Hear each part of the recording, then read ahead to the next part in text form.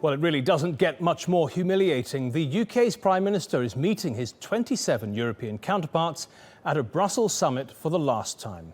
They're demanding an explanation from him after the UK voted to leave the EU. They also want him to leave the room at some point so they can informally discuss Brexit negotiations. Now, here's a taste of what's been going on in Europe. Whoever decides to leave EU family cannot expect to keep privileges without keeping to its obligations. This is perhaps the most important historic event in the continent since the fall of the Berlin Wall. It's a signal of liberty, of freedom sent out to the entire world. It's a cry of love of a people for their country. Let's cut between us a sensible tariff-free deal and thereafter, recognise that the United Kingdom will be your friend, that we will trade with you, we will cooperate with you, we will be your best friends in the world. That was Nigel Farage, the head of the UK Independence Party. Now let's hear what the President of the European Commission had to say in response. That's the last time you are applauding here. And to some extent, I'm really surprised that you are here. You were fighting for the exit. The British people voted in favour of the exit. Why are you here? So Europe is looking divided and right-wing parties are making the most of it. And Prime Minister David Cameron is left explaining to other European leaders why his country Brexited. But at this summit in Brussels, he's also expected to tell them they're partly to blame. Thank you very much. Could this be the loneliest leader in Europe? The British Prime Minister is making his final visit to the European Union's headquarters. He's only attending the first day of a two-day summit, as the other 27 leaders will talk about the UK behind his back on Wednesday. Over dinner on Tuesday, Cameron will likely explain how the EU and UK got to the point of divorce. Back in 2014, the UK leader asked the German Chancellor to allow Britain an emergency break, but Angela Merkel refused. He tried again in February when he convinced other EU leaders to offer the UK special status inside the body.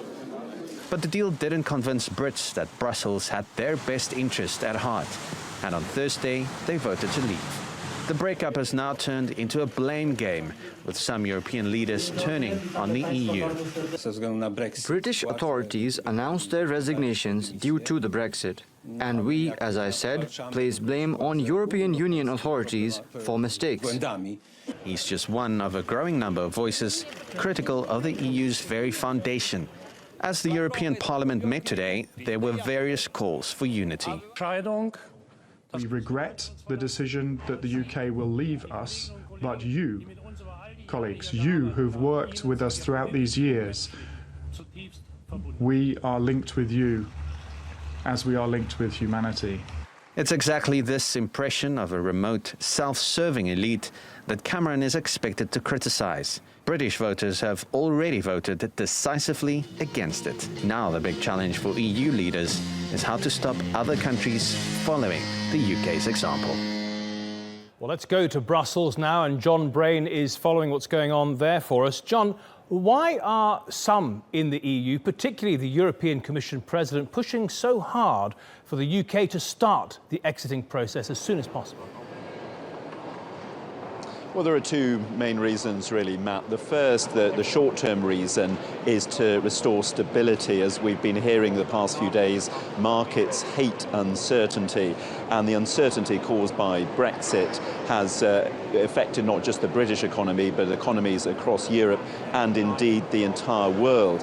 Then beyond that, the EU leaders are absolutely paranoid about the possibility that other countries may follow suit and hold their own referenda. So they want this sorted. They don't want this to be an open-ended issue where the void can be filled by people that we've seen, just like Nigel Farage and fellow right-wingers such as Marine Le Pen in France, who are pushing for their own referenda. So it's very important for them to close ranks, get this issue sorted and move on. And John, just quickly, have you heard anyone at the European Union level take responsibility for this mess, or do they lay it all at the doorstep of David Cameron and his government? Oh, certainly leaders and officials here lay it very firmly and squarely at David Cameron's door.